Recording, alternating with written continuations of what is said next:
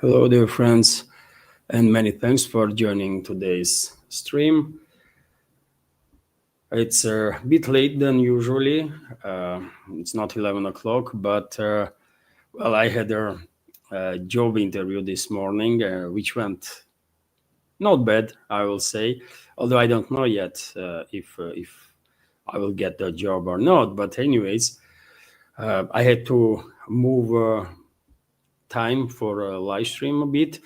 And if I will get the job, then dear friends, probably in that case, first live streams will be gone at around 3 p.m., 4 p.m. maybe. So possibly some changes are coming in regards to schedule. But anyways, I'm here and I have prepared quite a number of news for you for this first update, and hopefully you will find it informative and useful. And if so, please like the video. This might help to deal with the algorithm, and leave some commentary. If you have any question or comment that you want to be highlighted while supporting my work simultaneously, you can use super chat feature on Rumble, or Rant as it call it, or you can send your question through PayPal or Boosty platforms. Links are on this video in description box and in the pinned comment. That's being said, dear friends, let's start new segment itself. And first of all, I will report about work of Russian air defense systems. Past night, RIA Novosti, based on Russian Defense Ministry's latest updates, reports that air defense systems on duty intercepted 40 drones that was launched by Kyiv regime with assistance of NATO. 11 drones were intercepted over the Voronezh region, 8 drones over the Rostov region, 6 drones over Kursk region and the Republic of Crimea. Another 5 drones were intercepted in the skies over the Bryansk region, and 2 each over the Belgorod and Daryol regions. Vast geography of this attempt of strike deep into Russian territory, although drone numbers are not as big as quite often it is when we are talking about hundred plus drones that Russian air defense systems are intercepting during the night time. Simultaneously, of course, Russian Air Force is also conducting strikes on enemy military and their logistical infrastructure. That is Kyiv regime, Western-backed terrorist regime of Zelensky, of course.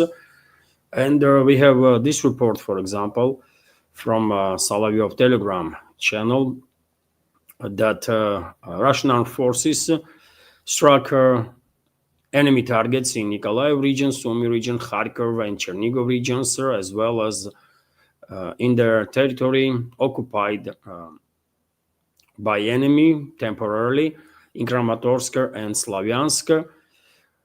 This follows reports from monitoring groups, and Russian armed forces also striking enemy positions, not just with drones and missiles, but also glide bombs were actively deployed. And dear friends, I have reported earlier that as a result of significant update of glide kits for Russian bombs, airdrop bombs, range of this air munition increased significantly, and nowadays Russian glide bombs are striking some 150 kilometers away from drop point, which is a definitely significant increase, because usually Russian FAB glide bombs, for example, were targeting in a range up to 50 to 70 kilometers from drop point, but that range has increased at least twice as a result of these latest updates. Also, RIA Novosti is reporting that according to Russian Defense Ministry, situation for Kyiv regime's armed forces is critical in areas of encirclement, which is Pokrovsk, Mirnograd direction, of course, and Kupiansk also. Let me give you some details on that. Today's situation of the Ukrainian armed forces trapped in their pockets of Kupiansk and Krasnoarmeysk, which is which is Pokrovsk, and are continuously suffering significant losses from attacks, and the advance of Russian troops is rapidly deteriorating, leaving no chance for Kyiv regime servicemen to save themselves other than voluntarily surrendering. This statement is coming from Russian Defense Ministry, which also stated that Zelensky's remarks about clearing Kupiansk of up to 60 remaining Russians. The agency offered two explanations for the reasons for this kind of crazy statements, and Zelensky did say this kind of crazy stuff, by the way, that they forced Russian troops out of Kupiansk and only like 60 Russian soldiers are in the city. Probably Zelensky had some extra volumes of some sort of I don't know powder, maybe. But we have a statement from defense ministry here in this regard. The head of Kiev regime has completely lost touch with reality, and listening to Sirski's reports is completely unaware of operational situation on the ground, which is true, by the way. Otherwise, Zelensky would understand the hopelessness of the situation, hiding the truth from the public and the Western sponsors until the very end, the Ministry of Defense said. And I think Western so-called elites know perfectly well, by the way, what is going on in Pokrovsk, Mirnograd, or in Kupiansk direction on a line of contact in general, because I'm quite sure US intelligence services, British intelligence services have quite a lot of assets on the Q-control territory in a so-called government of this former Soviet Republic too, and also in secret services, so-called secret services, in reality terrorist organizations of the Kiev regime. So I don't think Zelensky will be able to mislead his Western sponsors, but what he can try to do is to mislead local public on the Q-control territory, that if they are not trying to search other sources, if they are only relying on so-called media that Q regime controls, obviously they will have no idea what is actually going on a battlefield. Also, we have this report from RIA Novosti that Russian armed forces thwarted the mercenary attempt to unblock the Kiev regime's forces in the Grishko area. So Russian troops thwarted their free attempts by the foreign mercenaries to relieve besieged the Kiev regime's forces group near the village of Grishko in the Donetsk People's Republic. Ministry of Defense reported in the Dmitrov area, and this is Mirnograd area, dear friends. In Dmitrov area, the control zone continues to expand, and the encirclement tightens. Up to 205 militants of the Kiev regime were killed in the past 24 hours alone. Russian units are advancing towards the Zapadny micro-district and have already liberated 17 buildings in the northern, eastern, and southern eastern parts of their city. Furthermore, the army repelled 10 enemy attacks attempting to break out of their encirclement north and the northwest of Krasnoarmeysk, which is Pokrovsk. 4 buildings in the Prigorodny residential area were liberated, and 31 privately owned buildings were liberated also in the eastern central district. The clearing of the Kiev regime's clearing of the area from Kiev regime's forces in the villages of Gnatovka and Rog continues, according to Defense Ministry. And as you can see, dear friends, reports are about streets and the buildings being liberated. It's urban warfare, and that's what happens when high-intensity clashes are happening inside the city, right? You are counting every single building and every single floor, every single underground facility or roof or anything, right? And it is a high-intensity conflict, and according to reports in Pokrovsk Mirnograd agglomeration that you see right now on your screen, more than 5,000 troops of Kiev regime and potentially foreign mercenaries are encircled. Pokrovsk itself, basically, battle for Pokrovsk is finished, right? There are some pockets of resistance of Kiev regime's forces, but clearing operation will be finalized, I guess, before this week for sure, and maybe defense ministry will make an official statement about liberation of Pokrovsk. When it comes to Mirnograd, neighboring town, as I already reported, Russian armed forces advancing in the northern part of the city, in the southern part of the city, and I guess, as the Russian Defense Ministry said, by the way, only way Kiev regime's encircled forces in Mirnograd and surrounding areas can save their lives is to contact Russian side, arrange safe surrender, and lay down arms and the hostility. Right, that's the only way out for them, and hopefully majority of Kiev regime's forces, especially forcefully mobilized people, will choose to do so. Neo-Nazi formations, it's a different story. They are terrorist organizations. They are designated as terrorist organizations here in Russia, and they will receive very different treatment. But forcefully mobilized military personnel of Kiev regime will receive treatment based on Geneva Convention. No doubts about that. And of course, if some of them committed crimes against civilians, crimes against humanity, they will be tried in that case. But otherwise, Geneva Convention is there to protect their rights. So we are nearing in basically towards the end of this across Mirnograd ordeal. I think before end of November, before end of this month, as I predicted, by the way, quite some time ago. Not just Pokrovsk, Mirnograd, but also Kupiansk, and will be liberated, and possibly, and let me show you Kupiansk, dear friends. So this is Kupiansk area. So not just Pokrovsk and Mirnograd and Kupiansk will be liberated, but before end of November. But I think Russian troops will liberate Volchansk also. Of course, all attention right now is towards these cities, Pokrovsk, Mirnograd, Kupiansk, but Russian troops are advancing on other areas also, and Volchansk most likely will be liberated too before end of November. And I think there is a high probability that Russian armed forces will achieve significant progress in Seversk Liman direction.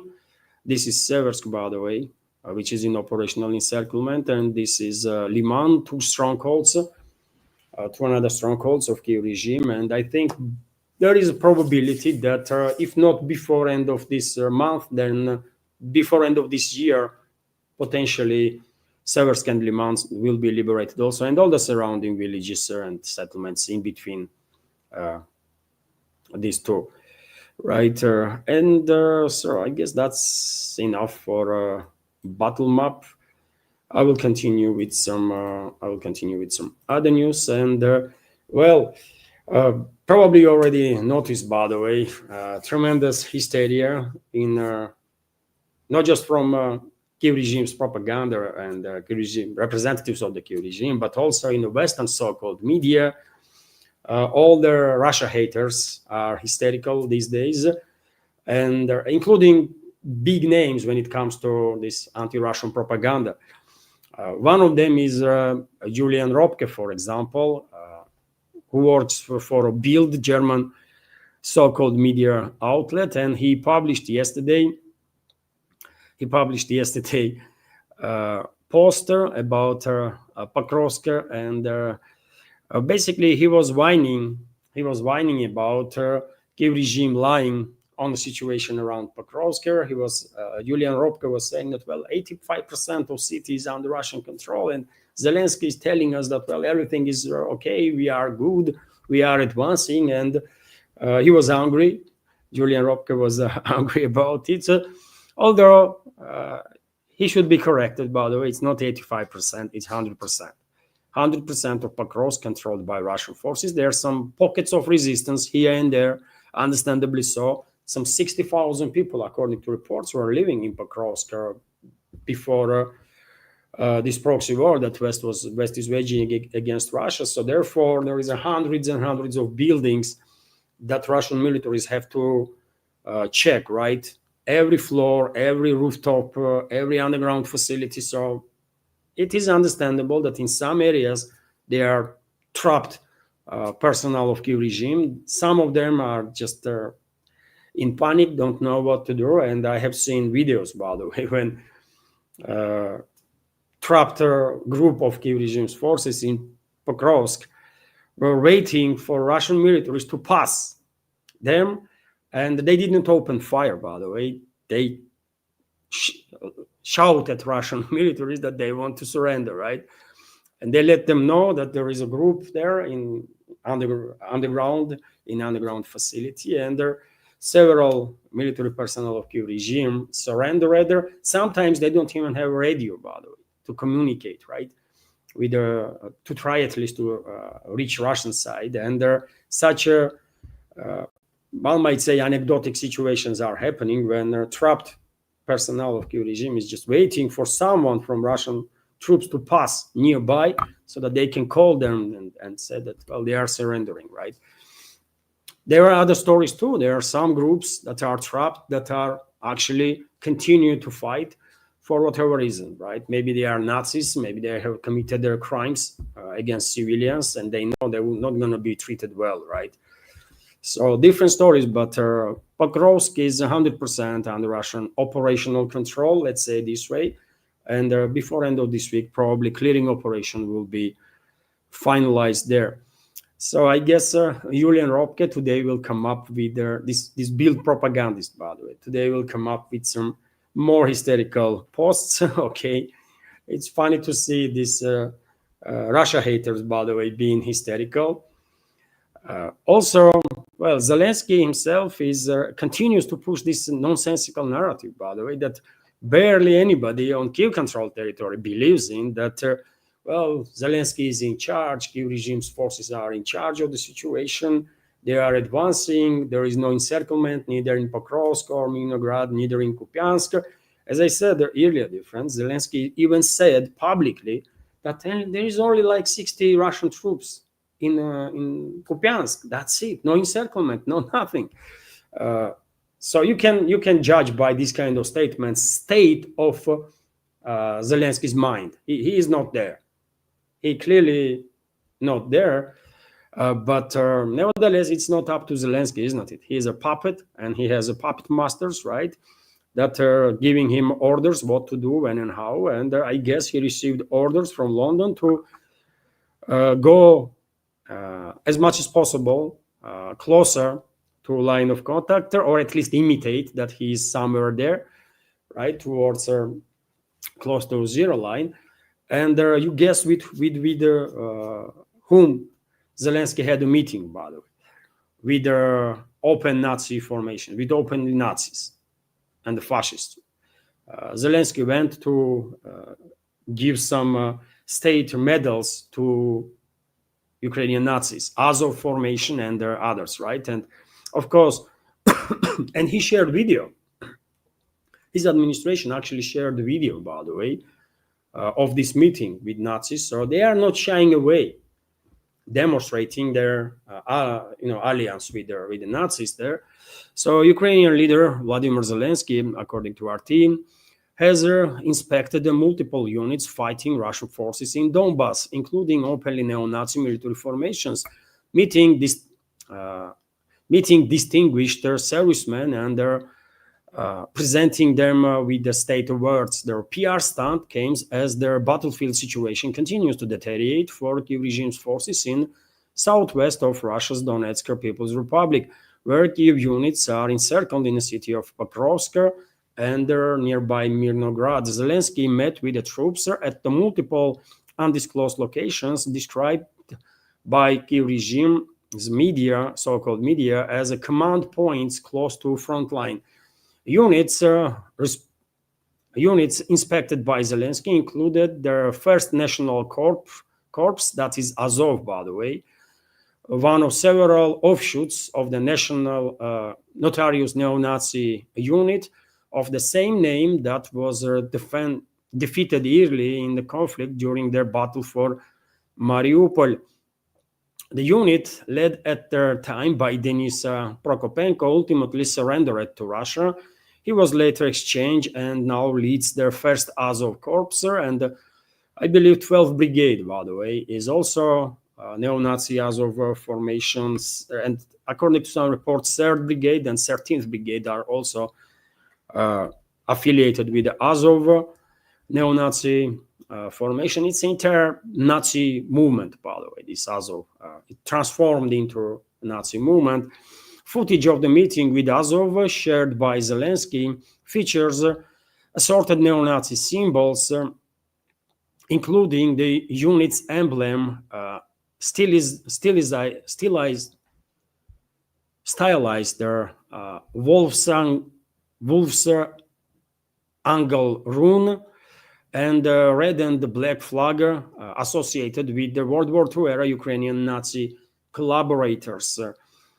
Ukraine's 4th National Guard Operational Brigade, so-called Rubezh, was another unit with explicit neo-Nazi ties visited by Zelensky during his reported frontline tour. Formed in 2015 in accordance with the NATO standards, the brigade has long-standing affiliations with the far-right Svoboda Freedom Party.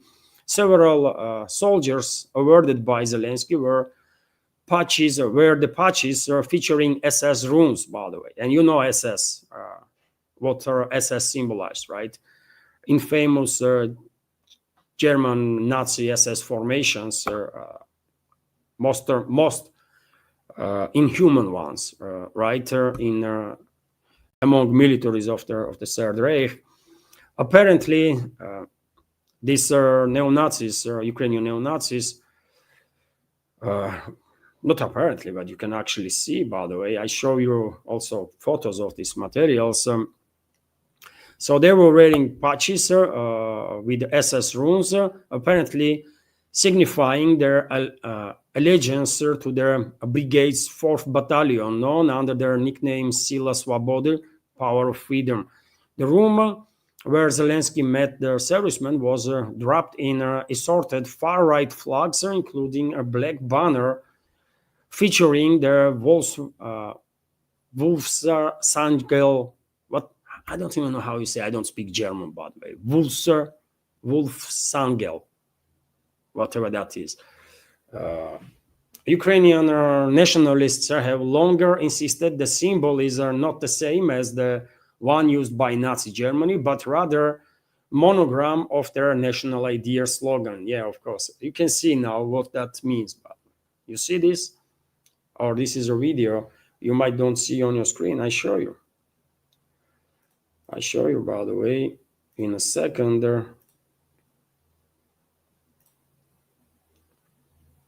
So this is, for example, when Zelensky is talking to Sirski there, and there are some other criminals and mass murderers, and you can see on the wall this symbol, right? Nazi symbol. And I can show you another photo. I don't think Western media gonna pay any attention to this because according to Western propaganda, there is no issue of Nazism and the fascism on Kiev controlled territory. No, man. Unbelievable, man. Now look at this here.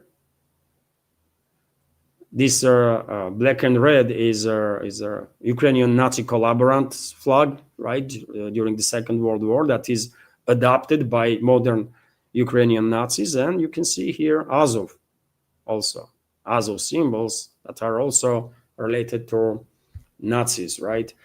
So that's how it is. That's how it is, by the way. That's whom West supports. That's who West supports, by the way. Western so-called elites, right? And the Western public, majority of Western public seems like too. Nazis, fascists, mass murderers, by the way, that don't even hide their ideology. But yet again, if you conduct some study in Western countries, by the way, if you go out on the streets and ask like first 100 people that you met, is there Nazis on Kiev controlled territory? Probably like majority will say no. What Nazis? No, it's Russian propaganda. Really? Let them see these videos, by the way, and these pictures. Anyways, by the way, let's continue with some other news. And yesterday, dear friends, I reported that IMF, International Monetary Fund, demanded basically from European bureaucracy to steal frozen Russian assets. Otherwise, this Western-controlled so-called international financial institution is threatening to stop finance Ukraine, so-called Ukraine, right? And therefore, by the way, I have a question: why Russia is a part of IMF? Do you know that Russia is a part of IMF too? Why? Why, man? That's a good question, I think. Why we are still cooperating in some ways with these Western tools that are used against Russia and in support of everything anti-Russian? I don't know.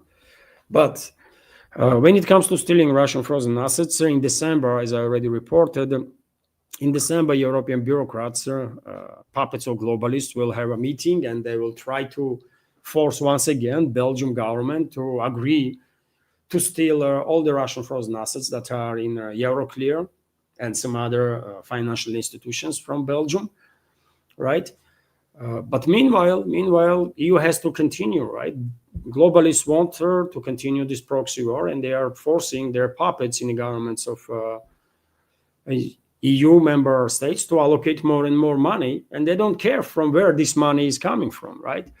And on this matter, we have this report that EU allocated another 1.8 billion euros for a Kiev regime, and total amount of EU aid to Kiev since 2022 already amounted to at least 180 billion euros.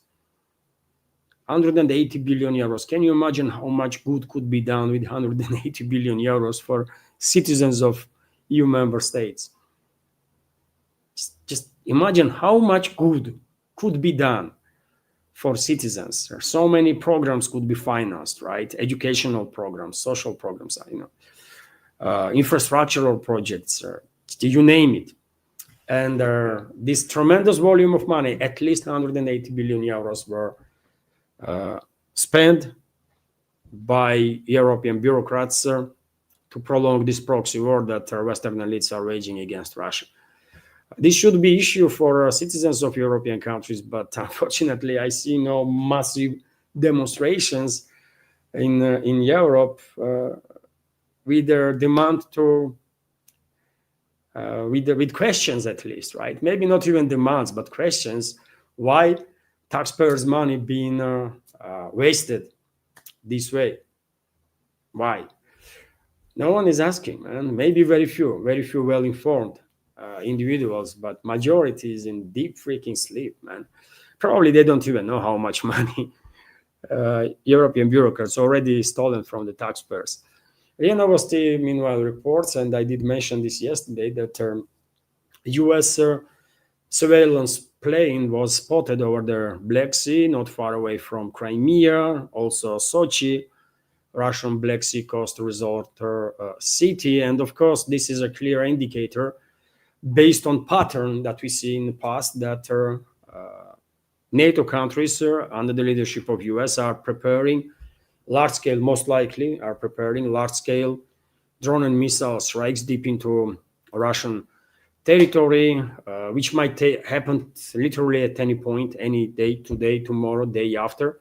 But this is always the case. Whenever there is a US or NATO surveillance planes or the Black Sea close to Russian coastal line, a few days after, there is a large-scale drone and missile strikes on Russian Federation.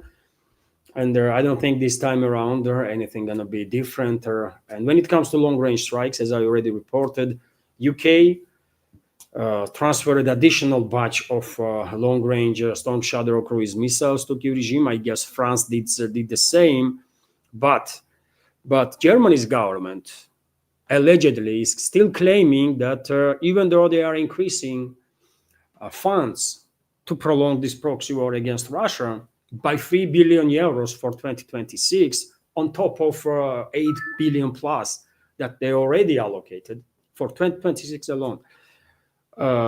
German government still claims that they are not sending long-range Taurus cruise missiles and nuclear-capable Taurus cruise missiles, which is a lie, by the way, which is a pure lie, according to earlier statements of Russian Foreign Intelligence Service, which said, and I report about it, that Merz ordered military-industrial complex of Kiev regime, military-industrial complex of Germany, and also German militaries to get rid of all the parts from these Taurus missiles that have a marking, factory marking, that can indicate that these missiles were produced in Germany, and send those missiles like that without any markings to Kiev control territory. And according to Russian Foreign Intelligence Service, those missiles have been sent and are already in the Kiev control territory.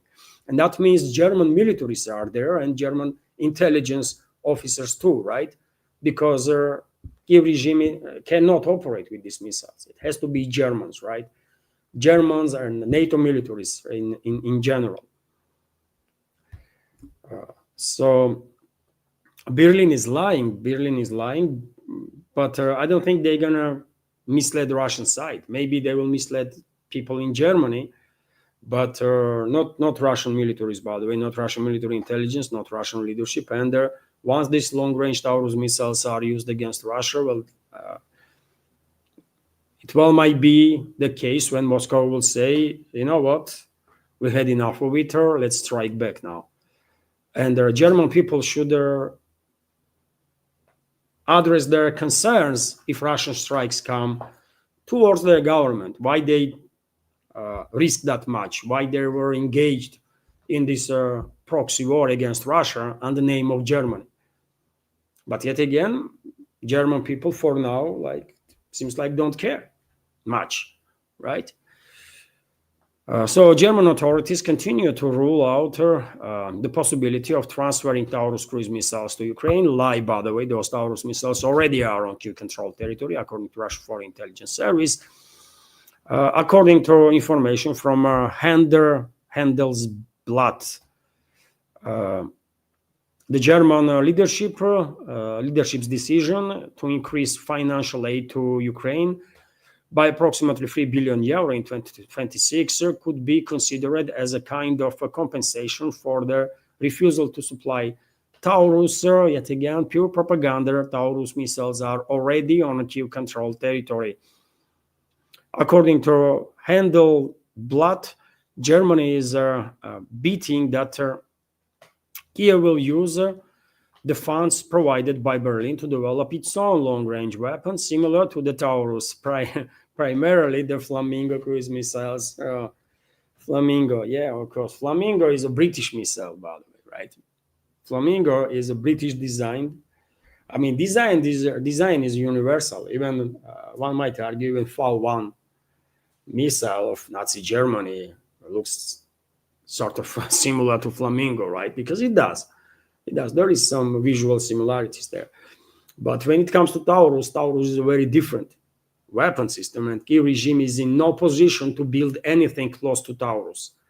And as I already said, even though Merz ordered their factories, their military-industrial complex in Germany, their militaries to remove all the parts with any markings that will allow Russians to trace back those missiles to Germany, well, Russian militaries know perfectly well, Russian intelligence know perfectly well what Taurus is, what details, right? And once these missiles are used, it well might be that Moscow will say enough is enough, and we will see retaliatory strikes. No one gonna buy that this was a Ukrainian-produced missile. No one, right? And it will be all about political decision of Moscow. If Moscow unties the hands of Russian militaries, then I think Berlin will regret rapidly, very fast, that they were engaged in this proxy war against Russia. Anyways, meanwhile, dear friends, Belgium shut down all airspace after unknown drones allegedly were spotted near the airports. This false flag operation continues, by the way. In Europe, false flag operation that was used by NATO to move closer to Russian borders. There are a significant number of aircrafts that most likely will be used, can be used, and most likely will be used either to launch massive volleys of cruise missiles to strike deep into Russia during the launch of next phase of escalation, or simultaneously to try and introduce no-fly zone over the Kiev-controlled territory, or maybe over the entire territory that they call Ukraine, right? That's their goal. That's what hides behind these false flag operations of alleged drones and Russian planes and stuff like that, right? But they are still continue to work on these narratives, by the way. Well, drones, and you ask anybody nowadays in Europe from where these drones are coming. Majority is brainwashed so much that they will automatically say, "Oh, Russia, it's Russian drones everywhere, man. It's always Russia. You know, it's too much rain." You ask people in Belgium, for example, why is too much rain? I mean, they'll say Russia, weather weapon, or something like that. They're gonna blame Russia anyways, right? They're completely zombified about it. But when it comes to Belgium, there is some fun factor about this quasi state. By the way, it's laughable to say about Belgium that it's a real state, man. It's a freaking joke, right? And why Belgium exists, even I don't freaking understand. There is two main groups in Belgium, right? There is Flamands and Franco speakers or French speakers and Dutch speakers, right? They hate each other, literally hate each other, man, right? And as French and Dutch people hate each other. That's their cultural DNA, right? French hate everybody, basically, as Germans do. Europeans in general hate everybody, right? They're not really known to be really friendly and polite. Let's be honest here. All they know, I mean, best they know is genociding people, historically speaking, right? But, and I'm talking about, in general terms, about majority. But yes, there was some fun story in Belgium in regards to F-35s that they just received, first batch. They cannot train their pilots in Belgium airspace because it's just too freaking tiny, right? So Belgium has become a laughing stock on their internet due to its too small airspace for F-35. French newspaper 20 Minutes reported Defense Minister Theo Franken stated at the parliamentary committee hearing that Belgium's airspace is insufficient for training flights of their new fighters. A similar problem existed with F-16s also, allegedly. As a result, Belgium has started negotiations with allies, including the Netherlands, Italy, and Norway, to allow Belgian pilots to fly in their airspace. An additional problem is the noise produced by their new fighters. It is reported that F-35 is 5 times louder than its predecessors. Moreover, their overrating cost per flight hour of the F-35 reaches 50,000 euros, by the way. F-35 is for a reason called the most expensive garbage ever built, right, by US military industrial complex. And most expensive garbage, not just because of the cost of each plane, but also because of the cost of each flight hour. It's extremely expensive to fly this garbage and also to maintain this garbage, overly engineered garbage, right? That no one has any respect to, right? You ask any genuine true pilot, they will say, I mean, F-35, come on, man, it's a freaking joke. And wow, I just been told by Anya that her webcam is not working, isn't it? Okay, dear friends. Okay, then I'm gonna try something now.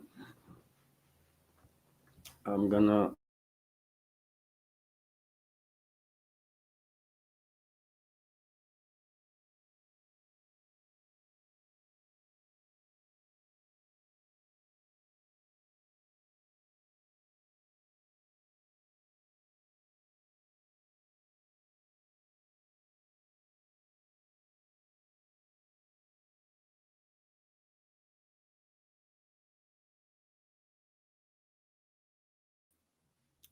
I guess I'm back. I have to do something about this notebook. By the way, as soon as I will have opportunity to buy some new equipment, I will, dear friends. But right now, I cannot allow myself to do so, and therefore these technical issues are emerging more and more often. My apologies for that, but things happen. Hopefully our community will double maybe next year, and this project will have enough support from community that I'll be able to at least have a good equipment. So yet again, I can see some comments. Yes, I'm back, dear friends. My apologies. If Anya did not told me that I was, camera was no longer working, I would not even notice. And so, yes, that's when it comes to these F-35s, by the way. Some fun fact about Belgium and its Air Force and their F-35s. Okay, by the way, they are asking neighboring countries to allow their pilots to train in their airspace. Okay. Okay, meanwhile, dear friends, Europe is more increasingly facing Ukrainian terrorism, right? Just recently, a couple of weeks ago, there was is there any issues again? No. Okay.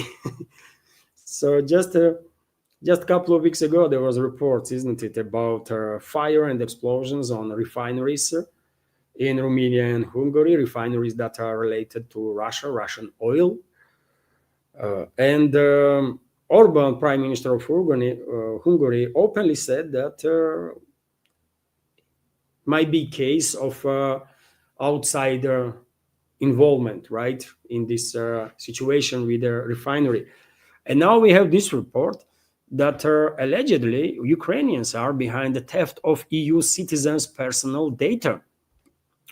Again, according to Viktor Orban, Prime Minister of Hungary. Let me give you some details. And there is a big scandal, by the way, in Hungary right now, because 200,000 personal data of 200,000 people were stolen, basically, right? Entire database and leaked online.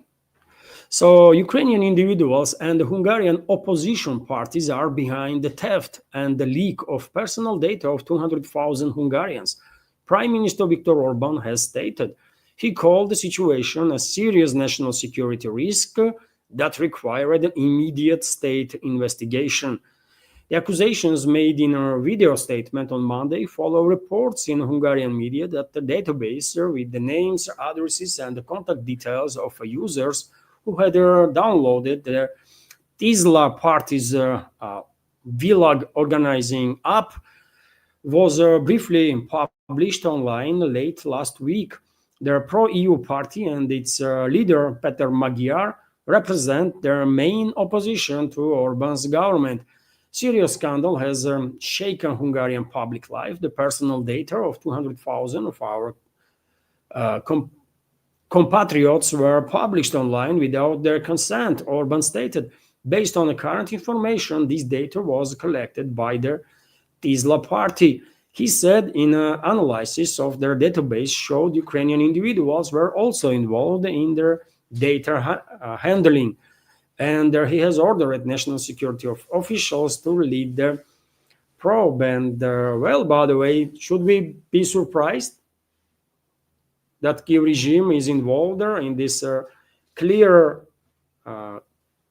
terrorist attack, I will say, on Hungary and Hungary's national security? No, we shouldn't be surprised at all, because threats from Kiev regime towards Hungary is like daily stuff nowadays. Nothing to be said about, as I already mentioned, explosions and fire on a refinery, Hungarian refinery, just a couple of weeks ago, and regular attacks on Druzhba pipeline that supplies Hungary with Russian oil. So it is clear that globalists, London first of all, British aristocracy, British political class, British secret services, and their proxy Kiev regime are directly targeting Hungary's current leadership, leading party there, right? Hungary's national interests and the national security. directly targeting to basically destabilize this country, overthrow government of Orban, right, and put in a place puppet of globalists, right, that will do anything. Brussels, London, first of all, and then Brussels, and then Kiev regime will demand. That's what their calculus is, right? They want to get rid of patriotic forces that are in charge right now in Hungary. They want to do same in Slovakia, by the way, right? And everywhere. They hate patriots, right? Globalists hate patriots of their countries, by the way. They don't want that kind of people in charge, man. They want complete nobodies, right? That maybe even hate their own people, their own countries, their own history, their own culture, everything. So that kind of people will obviously sign up for anything that they will be told by globalists, isn't it? And take a look at the majority of European leaders, by the way. How can anybody respect those creatures, man? They are disgrace of their own nations, first of all, right? And then whole of humanity. But yet again, statements that Hungary's prime minister is making is important. Obviously, it is important, but they're not going to stop globalists. They're not going to stop London. They're not going to stop Brussels, and definitely not going to stop Kyiv regime only with the statements. Man. Something serious has to be done, and Hungarian secret services, Hungarian armed forces better prepare to deal with the Ukrainian Nazis and the fascists, because they will have to. They will have to, by the way. It's only a matter of time. But they will have to. I will say the same about Slovakia, right? And by the way, Poland and Romania, they are preparing already. And that's why Polish elites, for example, are this keen to prolong this proxy war as much as possible, so that most, if not all, the most of battle-capable formations of the Kyiv regime will be obliterated by Russian forces, so that Polish troops will not receive as much resistance when they will try to occupy Western Ukraine. Parts of Western Ukraine that used to be Poland, by the way, before Second World War, and that is some 70% of territory of the Western Ukraine, right? So yes, statements are not enough. Hungary better prepare for a war with the Ukrainian Nazis and the fascists, because they will have to get engaged in this war at one point. Definitely. Meanwhile, dear friends, well, Russia is preparing too for any possible provocation that we might face from globalists, neocons, and all these regimes in the West that are controlled by these forces. And Russia preparing not just in terms of conventional weapon systems, but also in terms of strategical weapon systems. Just recently, Russian president make important announcement about successful end of tests for Burevestnik nuclear-powered cruise missile, and soon these missile systems will be adopted by Russian strategical forces. Also, Russian president announced successful test of Poseidon, nuclear-powered underwater autonomous vehicle, nuclear-capable one. I reported about it, of course, in previous updates. And yesterday, dear friends, Russian president stated that Sarmat missile system will be put on combat duty next year. And Sarmat missile system, by the way, what a name, isn't it? Sarmat, by the way. You know, this name comes from Sarmatian civilization, Scytho-Sarmatian civilization. I am a descendant of Scytho-Sarmatian civilization, so I appreciate that most powerful Russian missile will have a name of Sarmat, right? And so, yes, next year, Sarmats will go on duty. And this was a long journey, by the way, for Russian military-industrial complex, Russian engineers to work on this project of Sarmat, extremely complex, heavy missile, by the way, right, which carries at least 10 warheads, and the dozens of decoys, right? And are intercontinental, obviously, right? Each Sarmat missile, I can guess, obviously, I mean, actual information is classified, but I think each Sarmat missile can carry warheads with a nuclear yield of at least 250 to 500 kilotons, maybe megaton, by the way, each, right? So one Sarmat missile can be 10 megaton powerhouse, which is quite something, isn't it? Quite something. So Western designation, by the way, for this Sarmat missile is Satan 2.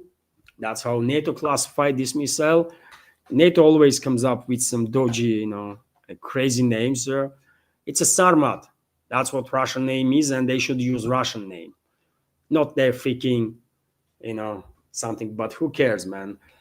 Who cares? Super heavy ICBM carries 10 heavy warheads with a multiple re-entry capability, compatible with the avant-garde hypersonic glider, Dodge's anti-ballistic missile systems. Well, when Sarmat goes up, by the way, these warheads are in space, basically, right? Warheads and the decoys.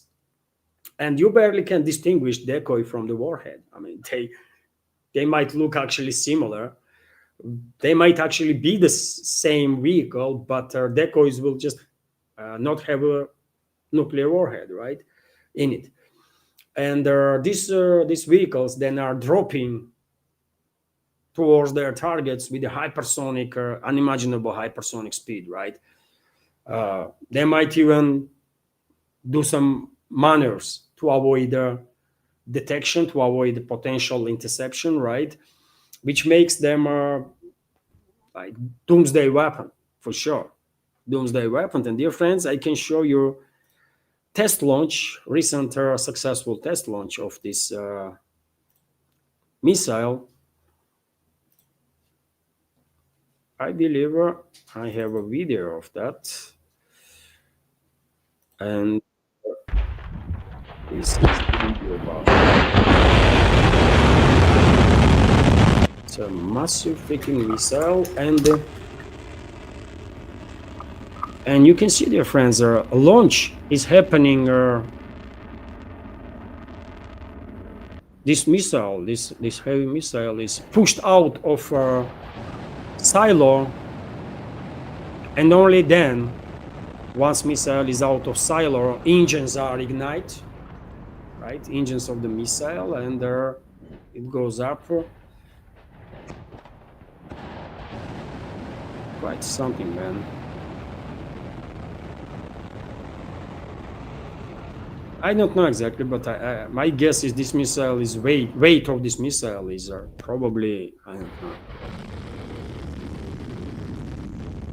200 tons, maybe more.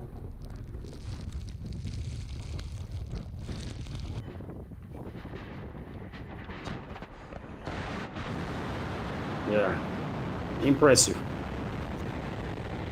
And so this doomsday weapon will go on duty in 2026.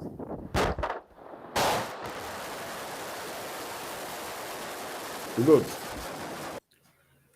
Okay, by the way, interesting, isn't it? That's why I said, by the way, that Russia will not engage in no nuclear arms race with the US, no matter how much US would like to see a nuclear arms race with Russia, because Russian militaries clearly choose the right direction. Russia is working on delivery vehicles, on the modern delivery vehicles, right? Because we already have like 5,000 to 6,000 nuclear weapons. I mean, nuclear warheads. Why on earth we need to build more, man? I mean, it's just way too much already, right? A different story is, of course, China.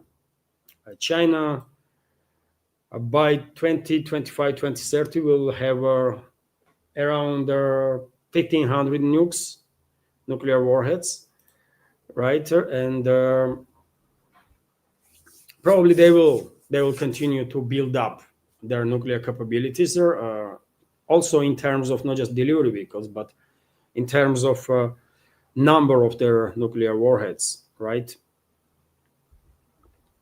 But anyways, I think this is quite interesting news, isn't it? That this Sarmat missile will be deployed by Russian strategical forces in next year. So it's a Buryuvesnik, Sarmat, and I guess Poseidon will also, because a couple of days ago I already reported about launch of Khabarovsk nuclear submarine, right? Russian new nuclear submarine Khabarovsk, which is purposefully built to carry Poseidon underwater vehicles, autonomous vehicles, right? So big developments, man. Russia definitely is working on improvements of its nuclear deterrent and on delivery vehicles quite successfully. But a difference before I continue, let me notice, if I may, that this media project is completely subscriber funded. And if you like my work here, if you like my programs, and want to help to maintain this project, you can do it through several means. You can donate to this channel through PayPal platform. You can donate also through Boosty platform. You can subscribe to my Patreon page or page on Boosty. And during the live streams, right now, for example, you can use Super Chat or Round feature on Rumble to donate, and also you can become premium subscriber. Just in case, there is a crypto option too for donation, and just several days ago, one member of our community did donated LTC, $20 worth NTC, LTC. It's LTC or LTS crypto. So many thanks to that person.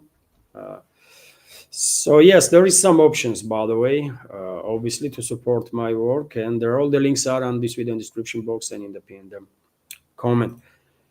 And that's been said, let's continue now with some other news.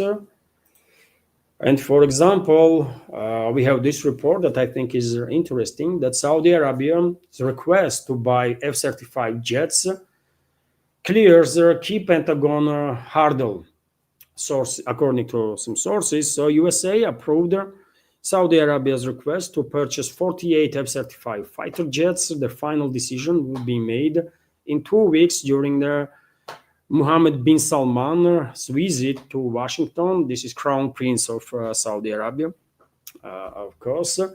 And yeah, I guess Riyadh was forced to buy this freaking garbage, man, F-35. Otherwise, why would they spend their, and the 48 F-35s will cost them probably, I don't know, around 20 billion, 30 billion. For Saudis, it will be like much more expensive than for others because they can pay actually. Who knows how much this will cost? Tens of billions for sure, right? Nothing to be said about consequent inevitable expenses on maintenance of these planes, right? Flight cost and so on. But yet again, that's what they gonna do, and I guess US will happily approve this sale. Of course, F-35s, by the way, that are sold outside of NATO or outside of Western world are significantly downgraded than ones that, let's say, European countries are receiving, for example, although those F-35s that the European countries are receiving are also downgraded compared to ones that are US Navy and US Air Force receives, right? That's how it's done, historically speaking. So if in the original casing F-35 is garbage, then you can imagine how bad this plane is when it's in its export modification. But nevertheless, all in dozens of countries worldwide were forced by Washington to buy this flying rubbish, and they do it. They do buy it. And also on topic of Middle East, dear friends, probably you already know, majority at least, that there is a kind of civil war inside the MAGA movement in US now, because these so-called Christian Zionists, so-called Christians, by the way, I believe they are Zionists, but I don't believe they are Christians, because I don't believe Christian can be Zionist, right? Christian can be Christian only, period. There is nothing to discuss there. You are either Christian or you are not a Christian, right? And I don't think anyone that says he is or she is a Christian Zionist is actually Christian, right? Zionist, maybe, I don't give a damn, right, about Zionists, but they are no Christians. And that's exactly, I mean, not exactly that, but recently Tucker Carlson makes statement that he despises Christian Zionists or something like that. He was day before yesterday, I think, guest on a podcast of Dave Smith, and he apologized basically for using harsh words. He said that he was angry when he said that he like despises or something Christian Zionists. He said that, well, Christian Zionists are lovely people, many of them, not all are bad, and that kind of stuff. I guess pressure is too much on Tucker Carlson. Otherwise, he should say, you know, if I was in that place, I would say, you know what, F you all. That's what I would say to all those Christian Zionists, so-called Christians, right? I would say, you are no Christians. You are scum of humanity. That's what I would say.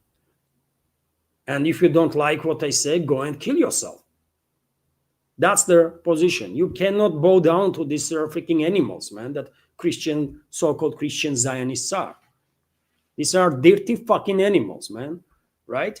All of them. There are no good people among them, man, because everyone who says he's a Zionist is a genocidal maniac.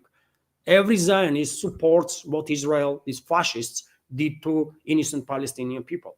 So there are no good human beings among Zionists and cannot be in principle, right?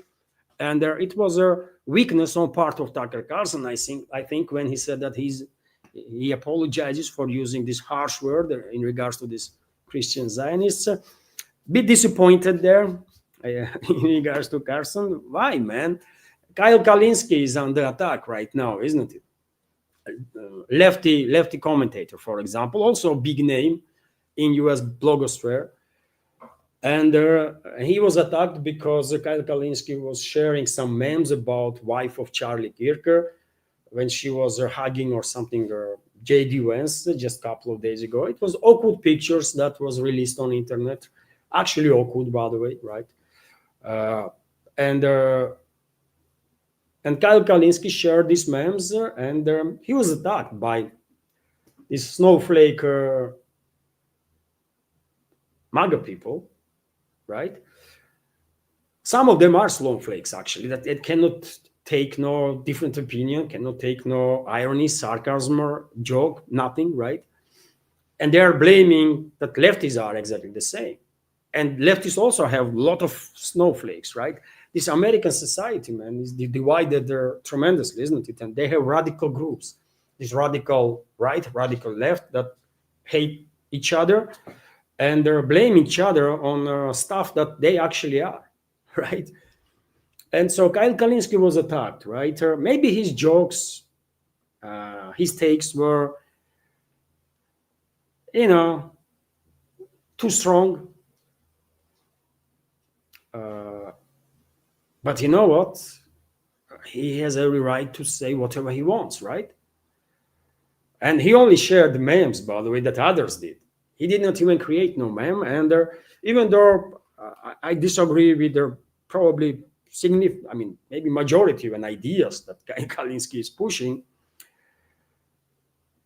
I will say, you know what? He take a stand, man. He said, you know what? You don't like what I posted or something, go fuck yourself. That's what he said, by the way, right? I watched yesterday his response, and that's the right way to approach the situation. You know, you can mock everybody on the left, you can use any terminology, dead or alive, no one is safe from your mockery. And when we say stuff, oh, you are going snowflake mode. No, it does not work that way. You attack us, we attack you. You want it, okay, let's do it. That's the attitude, by the way, that one should have. If you are entering the fight, then fight,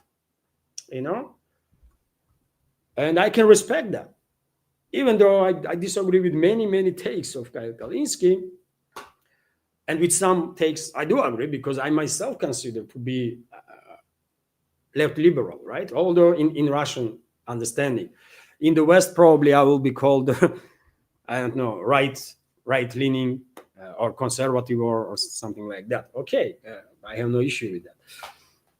But yes, that's the take that Tucker Carlson should also have. You know what? These so-called Christian Zionists, you don't like what I say? Go fuck yourself, bitches. That's what his opinion should be. His take, his response. But he apologized for using some strong words. Bit disappointed because of it in Carlson, but nevertheless, he still maintains his strong position that if you are America first, be America first, man. And America first means America first, not Israel first. And he's correct, absolutely correct on that, right? And there is now demands, by the way, to cancel Tucker Carlson, demand from these so-called right wingers, right? Right-leaning, all sorts of commentators like this garbage Ben Shapiro, by the way. I mean, total scum of humanity, right? And everybody in his Daily Wire, total scum of humanity, right? And many others are demanding Fox personality, Fox News personality, and that kind of stuff. Tucker Carlson to be canceled, that he's no longer MAGA, and that kind of nonsense, right? So it's a civil war, and good luck to Tucker, man. Good luck to Tucker Carlson. I'm quite sure majority of traditionalists and conservatives in US are on Tucker Carlson's side, because it's just that simple. America first means America first, and never Israel first, man. Right? Again, what the hell, man?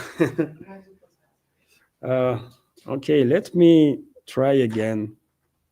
I have a podcast today, seems like. So, anyways, by the way, that's how the situation is in US, and basically, and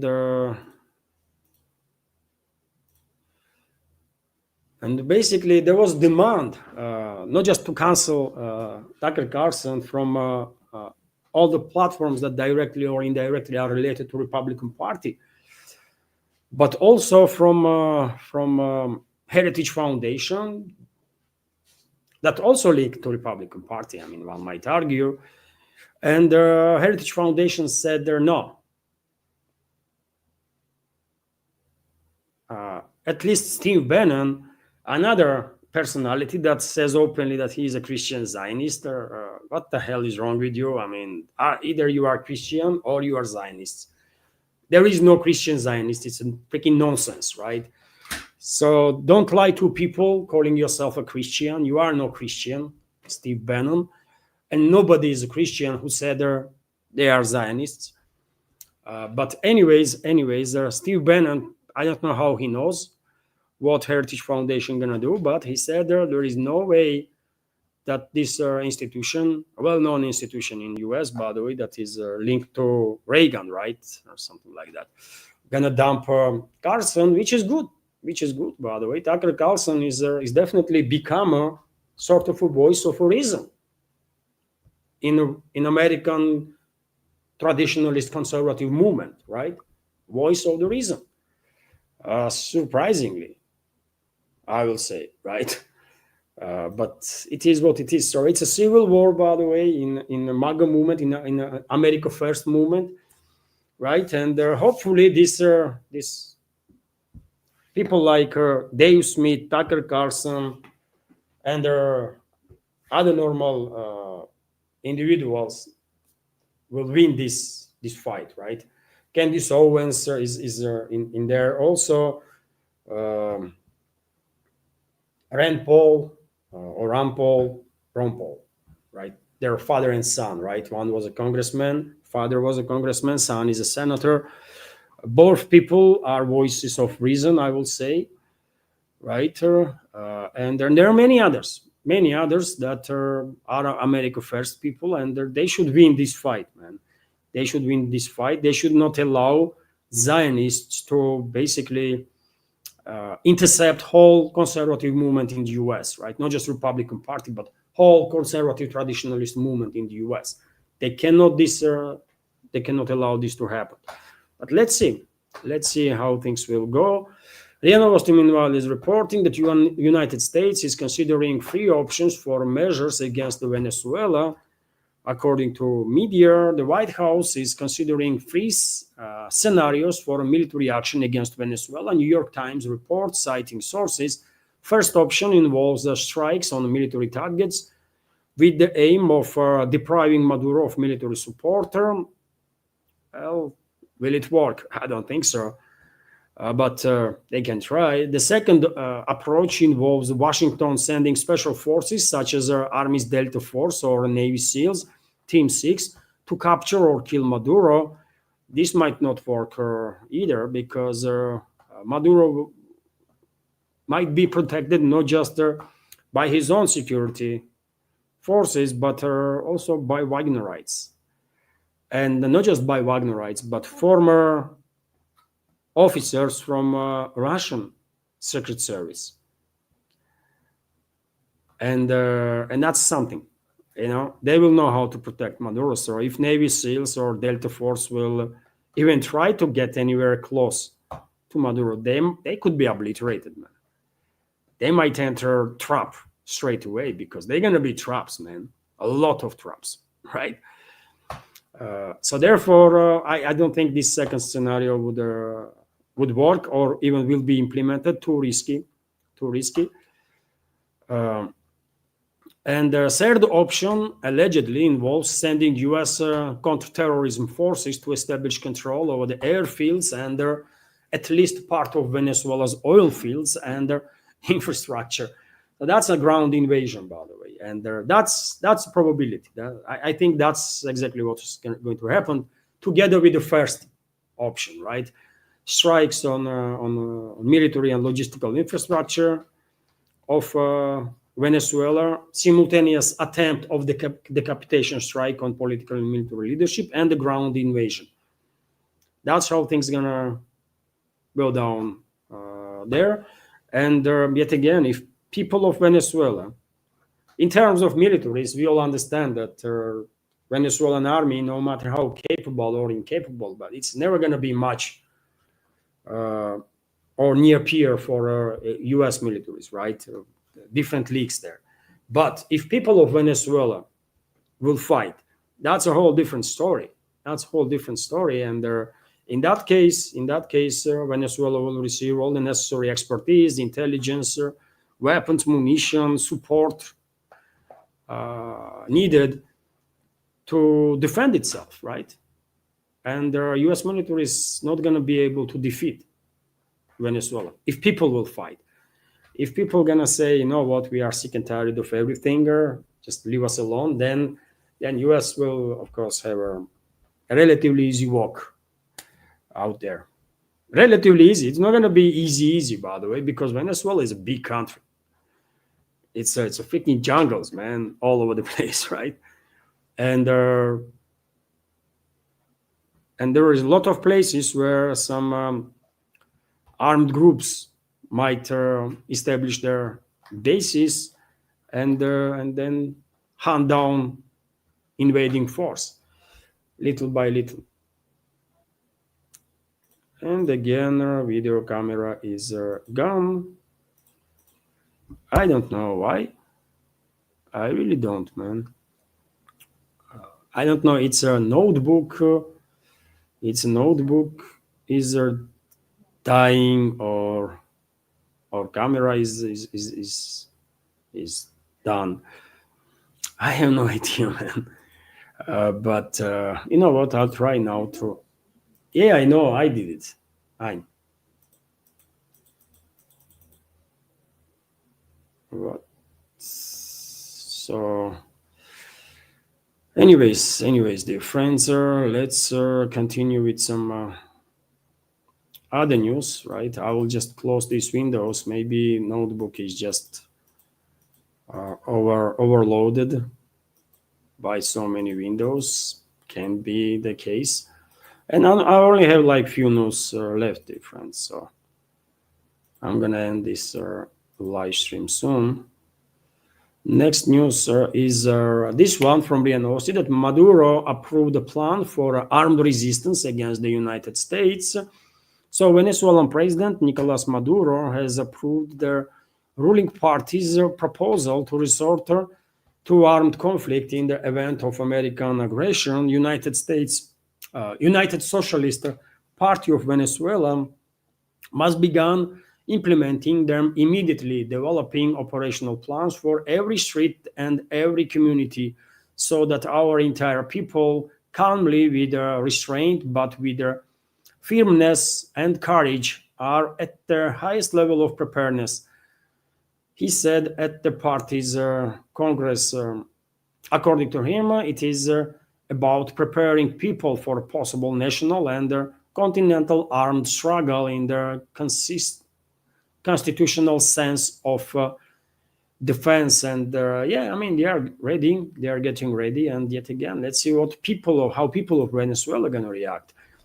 And I already said that most likely Russian Wagnerites, Russian fighters of the Russian Wagner PMC are already in Venezuela. Some groups probably are training some units of the Venezuelan military, maybe special purpose units. Others maybe are involved in securing political and military leadership of Venezuela. God knows what some other groups are doing. And it's not just the Wagnerites, but according to reports, just recently, since the US began escalating with Venezuela, this country received supplies of a significant number of air defense systems. Um, for example, Buk air defense systems and Panzer S1 air defense systems that you see on your screen right now. Allegedly, these systems were delivered in just past several days by Russian IL-76 transport plane. Could be true, could be not. Hard to tell, dear friends. But that's the information that is circulating on internet. And also camera again. Well, this notebook is finished, I guess. Да ничего я не делал, просто перестал работать. It just does not work, man.